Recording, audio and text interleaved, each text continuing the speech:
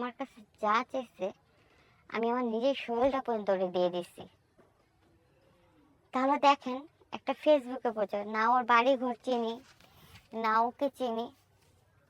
ওকে চিনি, ওর বাড়ি ঘর চিনি না, কোথায় থাকে সেটাও জানি না। সত্য যা মিথ্যা যাচাই করতে জানি। ভালোবাসার মাঝে অন্ধ হয়ে গেছিলাম, চোখে চোখে ফুল হয়ে গেছিল। আমার নাম হচ্ছে রুনা। আমি ধামরাই থেকে বলছি। আপনাদের সাথে আজকে আমি কিছু কথা শেয়ার করব। আশা করি আপনারা আমার কথাটা মনোযোগ দিয়ে শুনবেন। আমি একটা স্টুডেন্ট। আমি আপনাদের সাথে এই কথাটা এই জন্য শেয়ার করব যে আমরা কিছু কিছু মেয়েরা এরকম ভুল করে থাকি। আশা করি আমার মতো এই ভুলটা আপনারা কেউ করবেন না। তো যাই হোক, কথা না বাড়ায় আমি আপনাদের সাথে শেয়ার করছি। আমি একটা স্টুডেন্ট, কলেজে পড়ছি, ইন্টার ফার্স্ট ইয়ারে। তো আমরা কিন্তু সবাই ফেসবুক কম বেশি সবাই ইউজ করি। যারা ক্লাস 7-8 পড়ছে তারাও কম বেশি ফেসবুক ইউজ করতেছে। ফেসবুক এখন আমাদের মধ্যে এমন একটা চিজ হয়েছে, ফেসবুক আমরা অনেকে অনেক কিছু করি, কিন্তু কেউ ভালো নিয়তে চালায়, কেউ খারাপ নিয়তে চালায়। যাই হোক, ফেসবুক চালাই, সব কিছু করি, ইমো চালাই। তো ফেসবুকে একটা ছেলের সাথে আমার পরিচয় হয়।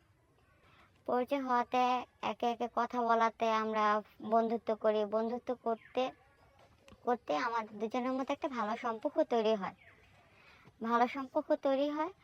তো খুব ভালো সম্পর্ক তৈরি হয়। আমরা দেখা করি, বাইরে ঘোরাঘুরি করি। তো এইভাবে আস্তে আস্তে একটা বন্ধু থেকে আমরা ভালোবাসার পর্যায়ে যাই। তো ছেলেটা আমাকে, আমার প্রতি তার এতটা কেয়ার ছিল, মানে আমি আপনাদেরকে বোঝাতে পারবো না। যে একটা মেয়ের যা প্রয়োজন ছিল সে তার কোনো কমতি রাখতো না, সে রাখতো না। তার প্রতি আমি এতটাই পাগল ছিলাম, তার সাথে যদি আমি 1 মিনিট কথা না বলি সারাদিনে, আমার কিছুই ভালো লাগতো না। আমার না পড়তে ভালো লাগতো, না কারোর সাথে কথা বলতে ভালো লাগতো, না খেতে ভালো লাগতো, কিছুই না। মানে ওর প্রতি আমার একটা অন্যরকম ভালোবাসা ছিল। তো যাই হোক, আমাদের ভালোবাসা আস্তে আস্তে প্রায় আমাদের 1-1.5 বছর হয় ভালোবাসার সম্পর্ক।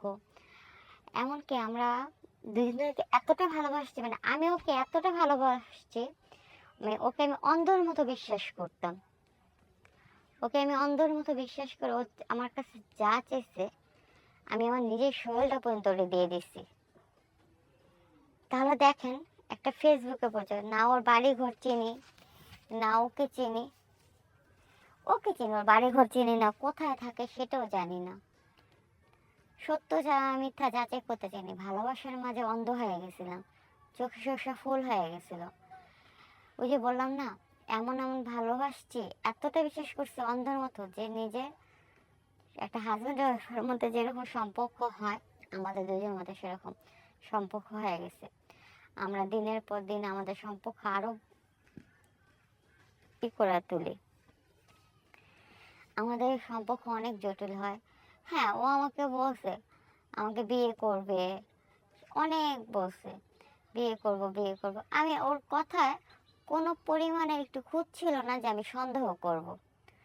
কোনো পরিমাণের কোনো দিক দিয়ে একটু খুঁত ছিল না যে আমি ওকে সন্দেহ করব।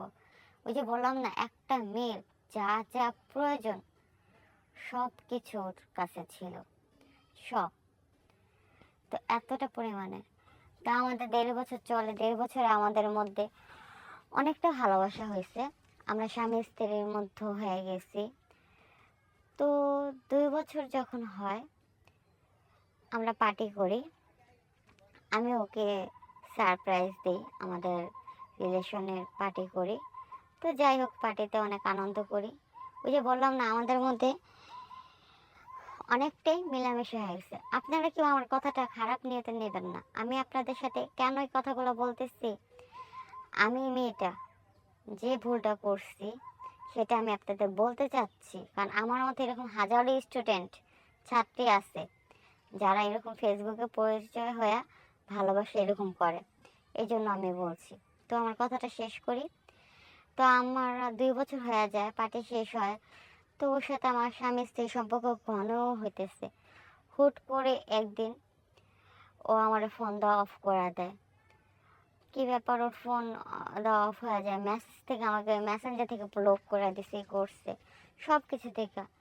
এভাবে সপ্তাহ 15 দিন যায়। তারপর একদিন আমার সাথে রাস্তায় দেখা, আমি ওকেও ধরছি। কি ব্যাপার, তুমি আমার ফোন ধরাও না কেন? ও বলে, কে তুমি? যখন আমাকে ও এটা বলছে আমার খুব কষ্ট লাগছে। আরে, কে আমি? যার সাথে 2টা বছর রিলেশন করছো, শুইছো, থাকছো একসাথে, এখন তারে ভুলে গেছো? পরে এভাবে অনেক তর্কতর্কির পরে ও বলতেছে, দেখো তোমার সাথে আমার টাইম পাস ছিল, আমার জাস্ট তোমাকে না, তোমার দেহ ভালো লাগছিল তাই তোমার সাথে আমি এতদিন মজা করছি। তো আমার এখন মজা শেষ, তুমি যাও। তো আপনাদের কাছে আমার একমাত্র বলার কারণ হচ্ছে এটা, কখনো ফেসবুকের মাধ্যমে কোনো ছেলেকে ভালোবাসবেন না।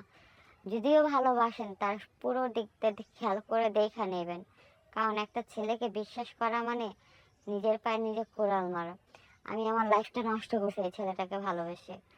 আমার যেখানে বিয়ে হওয়ার ছিল, যেখানে একটা ছেলে আমার, মানে আমার যে স্বামী হতো, তারে আমার সব কিছু না দিয়ে আমি এই ছেলেটাকে ভালোবেসে সব কিছু দিয়ে দিচ্ছি। কারণ একটাই, সে আমাকে বলছিল বিয়ে করবে, এমনভাবে কথাগুলো বলতো, এমনভাবে আমার সাথে চলতো, কোনো দিকে তার কথায় খুঁত ছিল না যে আমি তার দোষ ধরবো। আশা করি আপনারা আমার কথাটা বুঝতে পারছেন। আপনারা কেউ ফেসবুকের মাধ্যমে কারোর সাথে প্রেম করলেও এরকম দেহ রিলেশন করবেন না। ভালো থাকবেন। আশা করি আমার কথা বুঝতে পারছেন।